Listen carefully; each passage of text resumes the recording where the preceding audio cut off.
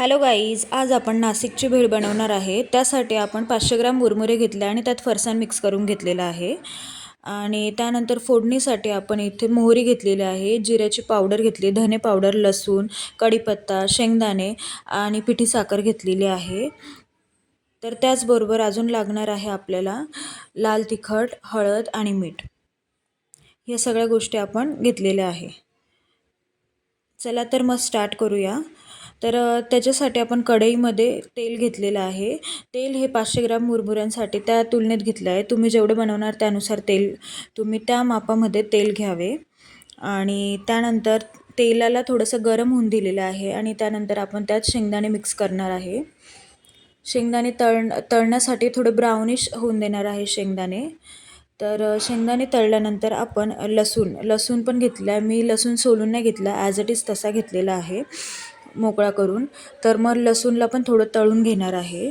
लसूण तळल्यानंतर आपल्याला आता कढीपत्ता घेणार आहे। तर कढीपत्ता पण आपण थोडा तळून घेणार आहे।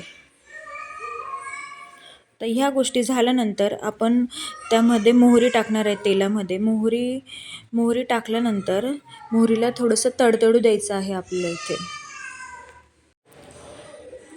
मोहरी प्रॉपर तडतडल्यानंतर त्यामध्ये आपण आता जी जिऱ्याची पावडर केलेली होती ती मिक्स करणार आहे। जिऱ्याची पावडर नंतर आपल्याला धने पावडर मिक्स करायचे आहे।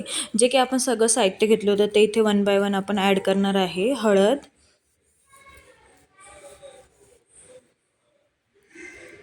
हे बारीक गॅसवरती आपण होऊन देत आहे, नाही तर फोडणीचं साहित्य जळून जाईल। आता आपण यामध्ये लाल तिखट देखील ॲड करायचं आहे आपल्याला। तर प्रॉपर प्रमाणात तळल्या गेल्यानंतर हे सगळ्या गोष्टी आपण आता त्यामध्ये लसूण ॲड केलेला आहे, म्हणजे लसूणला मसाल्याची टेस्ट येणार आहे।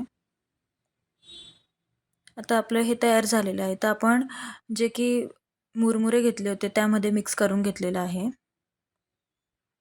हे आपल्याला एकदम प्रॉपर मिक्स करायचं आहे। कढीपत्ता, शेंगदाणे जे की तळलेल्या गोष्टी होत्या त्या आपण टाकून घेतलेलं आहे।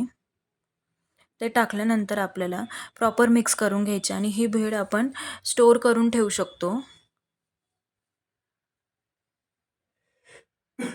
आता पिठी साखर, मीठ ह्या गोष्टी मी मिक्स केलेल्या आहे यामध्ये। तर प्रॉपर सगळं मिक्स करून हलवून घेतलेलं आहे।